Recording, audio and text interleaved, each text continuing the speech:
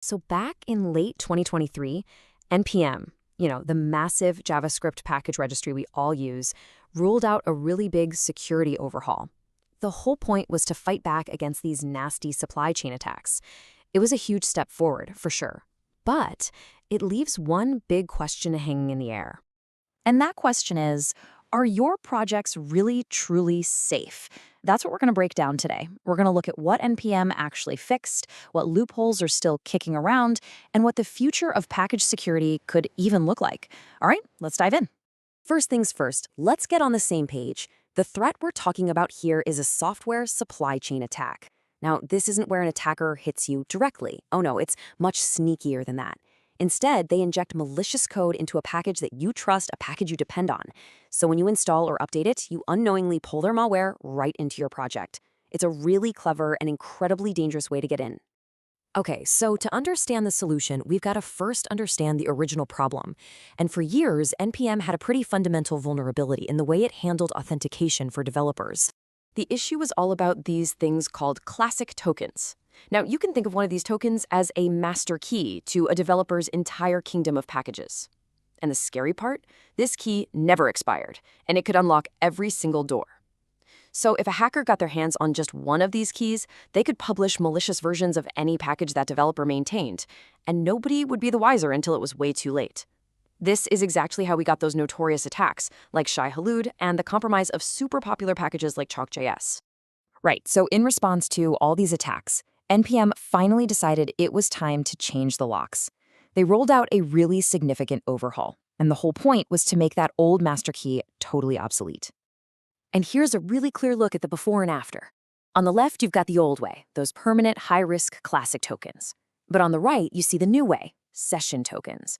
These things are designed to be temporary, often lasting just a couple of hours. And crucially, they require multi-factor authentication, MFA, by default. Just by doing this, the risk profile drops like a rock.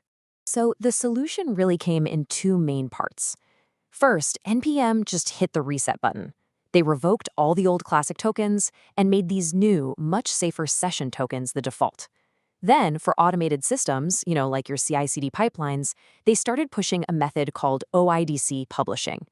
OIDC lets those systems get temporary single-use credentials for each specific job, which completely eliminates the need to store long-term secrets that could get stolen. Now, this all sounds pretty great, doesn't it? Problem solved, right? Well, not quite. Turns out there are still a couple of critical loopholes that attackers can and do exploit. And yeah, this is the twist in the story. The new system is a massive, massive improvement, but it is not a silver bullet. It's not foolproof. Okay, so here's the crucial part. Two major issues are still on the table. First off, MFA doesn't stop a really determined phisher. The original attack on Chalk.js was a perfect example of this. It was a successful MFA phishing campaign. An attacker tricked the maintainer into giving up their username, password, and their one-time MFA code. And even with a short-lived token, a couple of hours is more than enough time to publish malware. Second, and this is a big one, MFA is still optional. A developer can actually go into their settings right now and create a token that lasts for 90 days and has MFA disabled, which, brings us right back to that original master key problem. So that brings us to the path forward. Given that these loopholes exist, what can NPM and the rest of us in the community do to really, truly harden the ecosystem against these kinds of attacks? The source material lays out three pretty clear recommendations. The ideal, long-term dream is to get everyone using OIDC because it's just extremely difficult to compromise. A more realistic next step, though, just enforce MFA for publishing. In other words, get rid of that bypass MFA option altogether.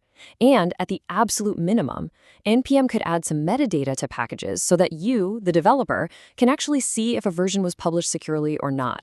But hang on, what if we're thinking about this problem all wrong? See, all of this so far focuses on authenticating the person who's publishing the package. What if we shifted our focus to the code itself? This is a really fascinating idea. What if instead of downloading a pre-built package from NPM, we could just build it ourselves, directly from its verified source code? This simple shift, well, it could change everything. Check this out.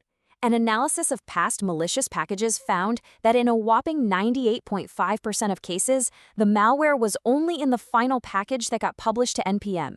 It wasn't in the public source code on GitHub. The attacker just slipped it in right before they hit publish. So what does that mean? It means if you build from the clean source code, you avoid the malware almost every single time. Now, this isn't about throwing one solution out for another, it's about adding layers. As this quote explains, it's like the Swiss cheese model of security. Every layer, stronger authentication, enforced MFA, building from source, every one of them has holes. But when you stack them all together, you create a much, much stronger barrier against an attack. So, let's wrap it up. NPM has definitely taken a really important step forward, but the work is clearly far from over. And it leaves us with a critical question to think about for our own projects. Knowing that even the best systems out there have weaknesses, what's the next layer of security that you are going to add to your own supply chain?